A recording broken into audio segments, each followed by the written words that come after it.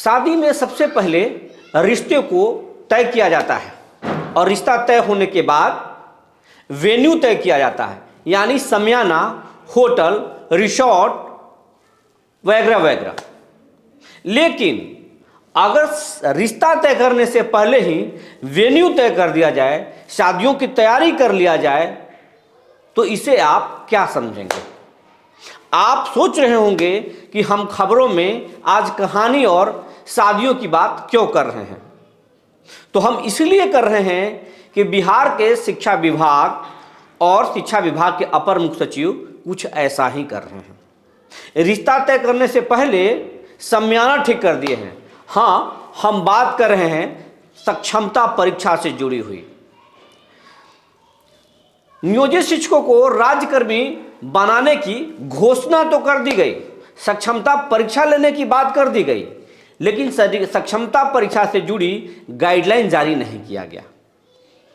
वो गाइडलाइन कि सक्षमता परीक्षा में जो नहीं बैठेंगे उन शिक्षकों का क्या होगा, और जो बैठ जाएंगे और फेल कर जाएंगे उनका क्या होगा, इसका गाइडलाइन अभी जारी नहीं हुआ है। बस ये कह दिया गया है कि नियोजित शिक्षकों को राज्यकर्मी बनाने के लिए 3 सक्षमता परीक्षा लिया जाएगा और परीक्षा मामूली होगा और सक्षमता परीक्षा उनको 3 बार देना होगा। लेकिन अब तक ये गाइडलाइन नहीं आ पाया है कि 3 बार अगर नियोजित शिक्षक सक्षमता परीक्षा फेल कर गए तो उनका क्या होगा। क्या वो नियोजित शिक्षक रह पाएंगे या उनको सेवा से मुक्त कर दिया जाएगा? और जो सक्षमता परीक्षा में बैठेंगे ही नहीं, अगर शामिल नहीं होंगे, तो क्या वो नियोजित शिक्षक रह पाएंगे या उनको हटा दिया जाएगा? ये अभी तक क्लियर नहीं है, न इससे जुड़ा कोई गाइडलाइन जारी हुआ है।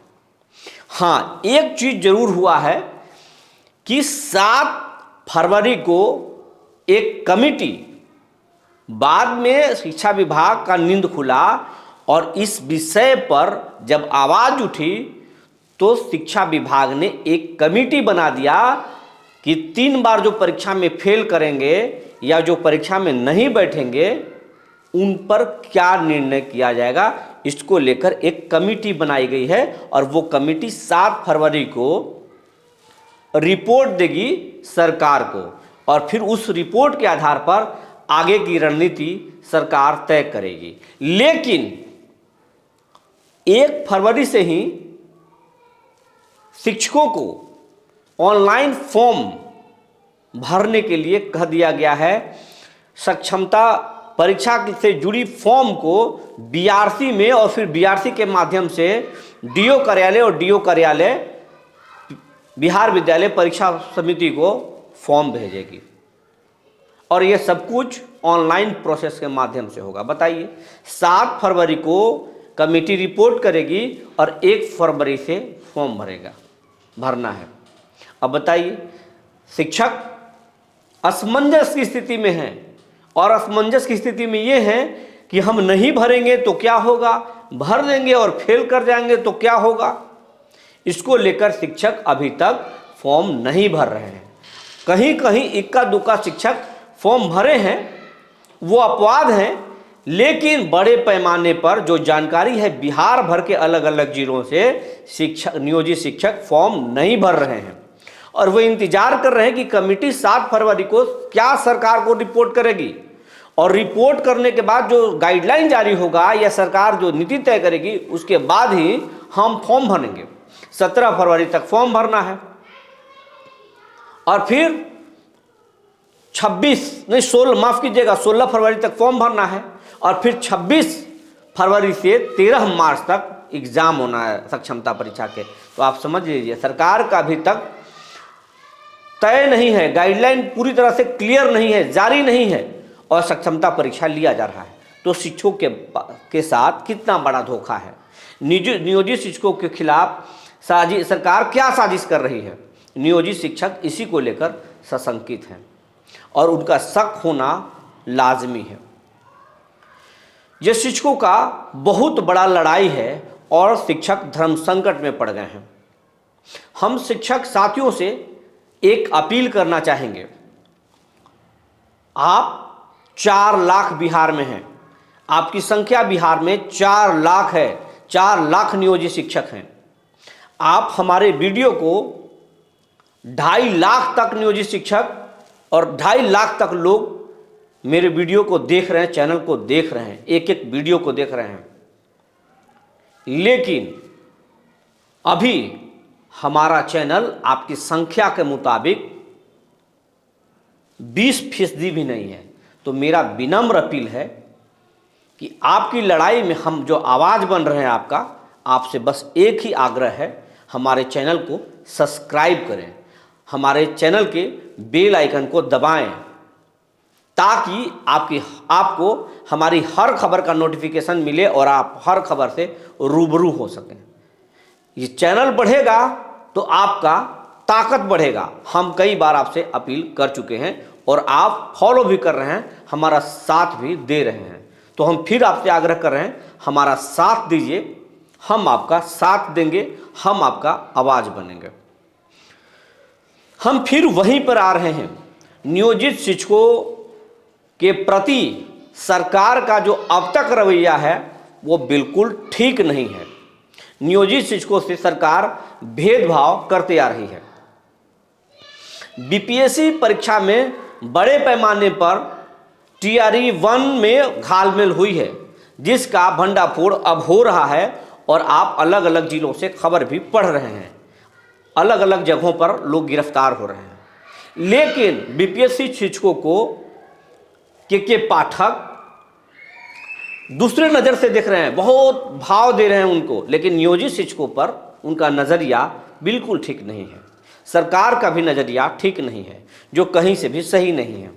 नियोजित शिक्षकों ने अपना मेधा साबित करके दिखा दिया है। ये होनहार है, बस इनको बदनाम किया गया है। सरकार से अपील है, सरकार को सुनना चाहिए कि नियोजित शिक्षकों को पहले सक्षमता परीक्षा से लेने से पहले गाइडलाइन आप जारी कर दीजिए कि जो शिक्षक परीक्षा में नहीं बैठेंगे उनके साथ क्या होगा। वो नियोजित शिक्षक बने रहेंगे, उनका ट्रांसफ़र दूसरे जिलों में नहीं होगा, और अगर फेल कर जाएंगे वो भी नियोजित शिक्षक बने रहेंगे, उनका ट्रांसफ़र नहीं होगा। ये पहले गाइडलाइन जारी कर देना चाहिए। और जब नियोजित शिक्षक जान जाएंगे कि हमको नियोजित रहने में फ़ायदा है, भलाई है, या राजकर्मी बनने में हमको फ़ायदा है, और ये तय कर लेंगे, तब वो अपने भविष्य का फैसला खुद लेंगे। क्योंकि किसी भी व्यक्ति को अपने भविष्य का फैसला लेने का अधिकार है, ये उसका मौलिक अधिकार है, और कानून में भी, हमारा संविधान ने भी हमको ये अधिकार दिया है।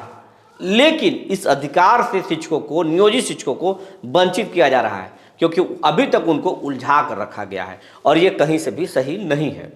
अब बताइए, नियोजित शिक्षकों को जो सक्षमता परीक्षा है वो ऑनलाइन देना है, और अब बहुत सारे शिक्षक ऐसे 30% 40% शिक्षक हैं जो कंप्यूटर नहीं जानते हैं, और उनको कंप्यूटर की ट्रेनिंग लेने के लिए 50-50 किलोमीटर दूर ट्रेनिंग सेंटर बनाया गया है। औरंगाबाद जिले में 2 ट्रेनिंग सेंटर हैं, रोहतास में भी 2-3 ट्रेनिंग सेंटर है, गया में भी कुछ ऐसा ही है, सिवान में भी कुछ ऐसा ही है। तो 50-50 किलोमीटर पर, 40-40 किलोमीटर दूरी पर ट्रेनिंग सेंटर बनाया गया है, और चंद ट्रेनिंग सेंटर हैं, और इन ट्रेनिंग सेंटरों पर हजारों शिक्षकों को, 10,000, किसी जिले में 10,000 हैं, किसी जिले में 15,000 नियोजित शिक्षक हैं, और चंद ट्रेनिंग सेंटर पर इनको 7 बजे सुबह से जाकर ट्रेनिंग लेने के लिए कहा गया है। और ट्रेनिंग लेने के बाद, अब सोचिए, जो शिक्षक 50 किलोमीटर दूर जाएंगे सुबह 7 बजे ट्रेनिंग लेने के लिए, उनको 9 बजे अपना स्कूल भी पहुंचना है। बताइए कैसे संभव है? ये कहीं से भी पॉसिबल नहीं है। तो ये पूरी तरह से नियोजित शिक्षकों को मानसिक प्रताड़ित करने का एक साजिश है, और कुछ भी नहीं है, जो ये सही नहीं है। क्योंकि पाठक जी, आपको सोचना चाहिए, ये भौतिक तौर पर सही नहीं है कि सुबह 7 बजे शिक्षक जाएं, ट्रेनिंग लें, और 9 बजे स्कूल जाएं, फिर 5 बजे तक स्कूल में पढ़ाएं। ये कहीं से संभव नहीं है। इस पर विचार कीजिए, इस पर निर्णय लीजिए, पहले गाइडलाइन जारी कीजिए, और उसके बाद में क्षमता परीक्षा लीजिए। नियोजित शिक्षक होनहार हैं, आपके सक्षमता परीक्षा से नहीं डर रहे हैं, बस उनको आपके नियत पर शक हो रहा है कि आप आगे क्या करेंगे। पहले आप अपना नीति और नियत को बता दीजिए, फिर सक्षमता परीक्षा नियोजित शिक्षक दे देंगे। जो जानकारी मिली थी हमने आपको बता दिया। तब तक के लिए धन्यवाद।